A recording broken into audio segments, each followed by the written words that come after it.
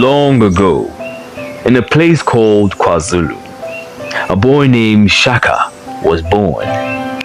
His father, Senzangakona, was the chief of the Zulu, but his mother, Nadi, was not his wife.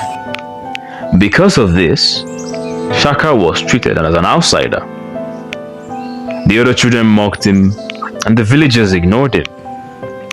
Shaka didn't let the world define him. He was not a boy to be broken by rejection. He trained, he fought, and his body became as strong as a lion's. But Shaka was not just strong. Oh no, he was clever. He understood the ways of the battlefield, how to think ahead, and how to use his mind, not just his strength. The warriors who fought alongside him learned to fear his sharp mind as much as his sharp spear. One day, Diginswayo, a great chief of the Metetewa, saw something in Shaka, something most people overlooked. Diginswayo took Shaka under his wing, taught him how to lead an army and how to make soldiers more than just warriors. Under Diginswayo, Shaka learned that true power is not just about strength, but about unity. An army that fights together, like the teeth of a lion's mouth, is unstoppable. When the time came, Shaka took what he had learned and went to work. He took control of the Zulu kingdom and turned it into something no one had ever seen before. He changed the way his soldiers fought. The long spear, once the pride of the Zulu, was no longer enough. He gave them the assegai, a short spear made for close combat, quick and deadly. And with this weapon, the Zulu army became like a storm, fast, unstoppable, and crushing everything in its path. Shaka was a master of war, not just with weapons, but with strategy.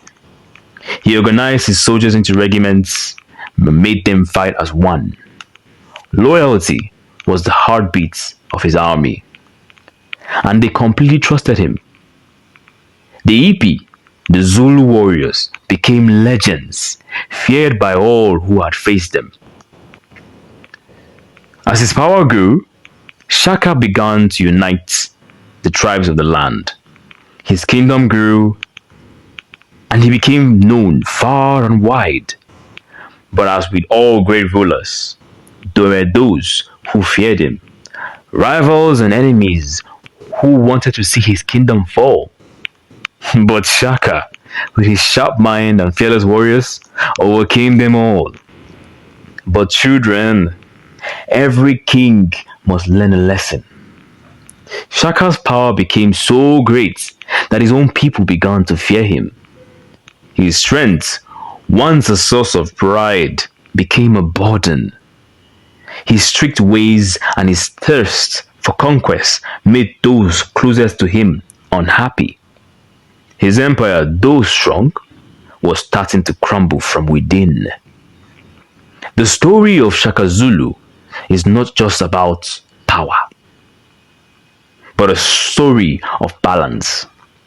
It teaches us that even the greatest kings must remember the hearts of his people. Strength is nothing without wisdom. A true leader knows when to lead with the hand of power and when to lead with the heart of compassion. So children, hear this well. True power is just not about strength. It's about knowing when to use it, when to think, and when to care for those who follow you. Like Shaka, you may rise above the hardest of beginnings. But remember, it is your wisdom and your heart that will shape your destiny. The end.